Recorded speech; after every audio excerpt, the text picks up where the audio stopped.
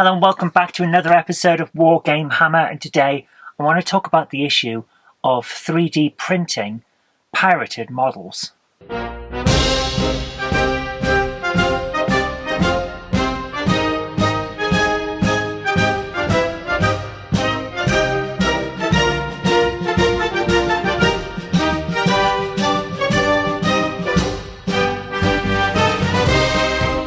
So, if you've been on the internet for a while, which I'm assuming you are because you've found this channel, then you'll know about the surge of 3D printing in modern wargaming. And along with the amount of really great ideas and opportunities that 3D printing has provided, such as being able to design your own units for your own games, or perhaps just getting that specific look on a model that you really wanted, you can do that now. It's great. You can also quickly put together a load of scatter terrain, which is fantastic. I love that sort of thing.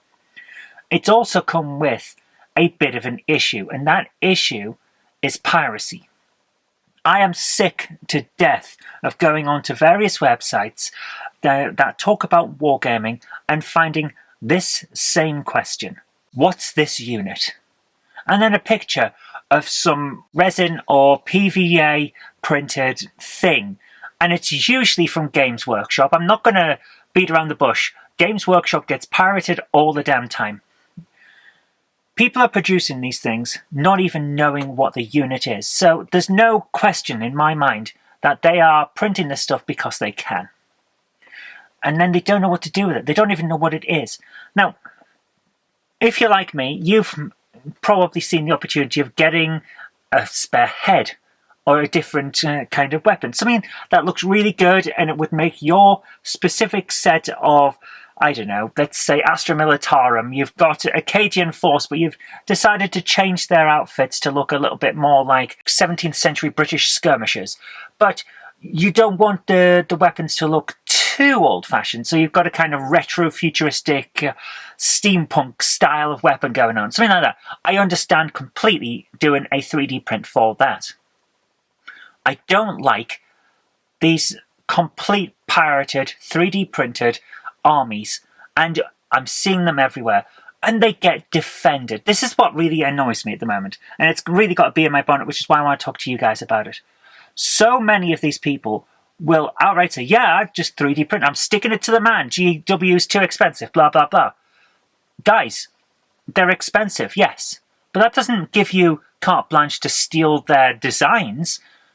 People worked on those, genuine people worked on those and put a lot of time and effort in, and you're just copying it straight off? That's not right. And there is no actual defense to that. If you want to play Warhammer, Age of Sigmar, Old World, 40k, whatever you want to play from Games Workshop using proxy models that you've printed that are kind of inspired by the units that GW sell, but aren't them, then go ahead. More the merrier. Hell, isn't that how one-page rules do it? That's pretty much how it is. But to actually just take the models that they've created, scan them, or just download a batch of them from wherever and 3D print your own and then not even know what they are, that's not right. And I really don't like that. This stuff gets defended because, oh, GW's got enough money. Well, has it?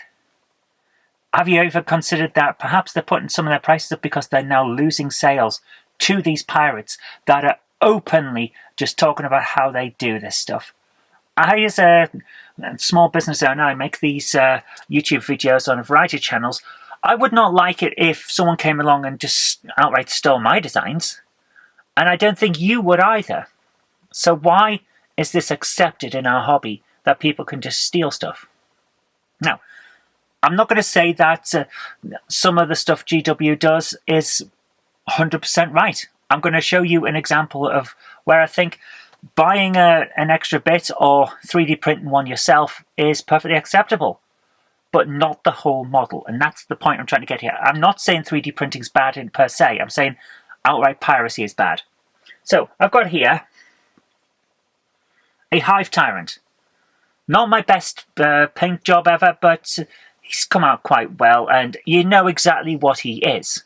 But he comes in a box where, if it wasn't for a couple of pieces being missing, you could build 2 of these.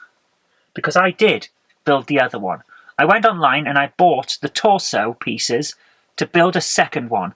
Because without this little torso bit and the bit on the back and a little bit of the pelvis there, if there were 2 of those in the box, you would be able to build both the grounded and flying hive tyrants from one box. The only thing that's missing is a second torso. That, I can understand why someone would 3D print. Personally, I went online and there are several box breakers on eBay. They buy a box here and there, and probably for fairly cheap bulk. I don't know where they're getting them from. And they break them to pieces and sell the pieces to people who want to kit bash or need a replacement for whatever reason. So I bought a torso, and I made the second one, because all of this was in the box and would have gone to waste otherwise. I can understand if you just 3D print that torso. Completely understand that. But if someone came along, 3D printed the entire thing of that, and then went online and went, guys, what's this? I would be very, very annoyed, because that's a person who hasn't gone out there and sourced a piece for a specific reason in order to play the game and enjoy the game and enjoy the models or anything like that. They've just printed it because they can, and it really, really annoys me. I want to know, am I alone in this? Has it gotten now to the point where these pirates are so in your face that we've just started to ignore it? And some people have even started to accept it as part and parcel of the hobby, that some people are just going to brazenly steal and then rub it in our faces. I feel quite annoyed about it, but I'd like to know your opinions. That is the main bulk of this. I have got some hobby updates for you though. So, I've been working on a load of miniatures, mostly GW, because I'm still going for that million model challenge that they're doing, and I'm almost at 80 models now. I've pledged for 100 by May.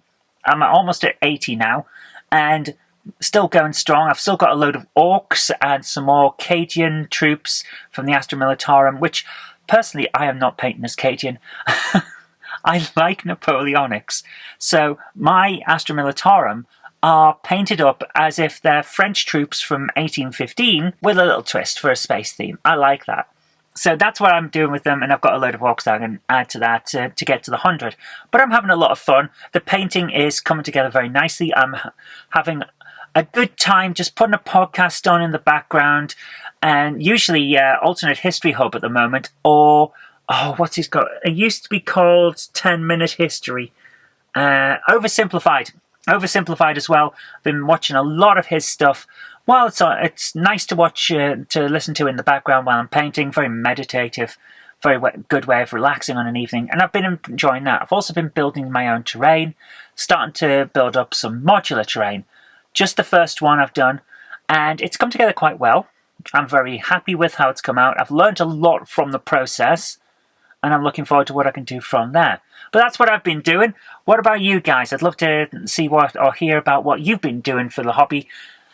And I'll see you next time. But do let me know. Am I on my own here with the 3D print thing? Or are you guys getting annoyed as well about the brazenness of the pirates? Because it really does start to irk. You know, when we put all that time and effort, and let's face it, money as well, into our hobbies, and they come along and just steal everything. I don't like that. Let me know what you think, though. But until next time, I've been Zoe Kirk Robinson. This has been Warhammer. A bit of a chat, a bit of a catch-up this week.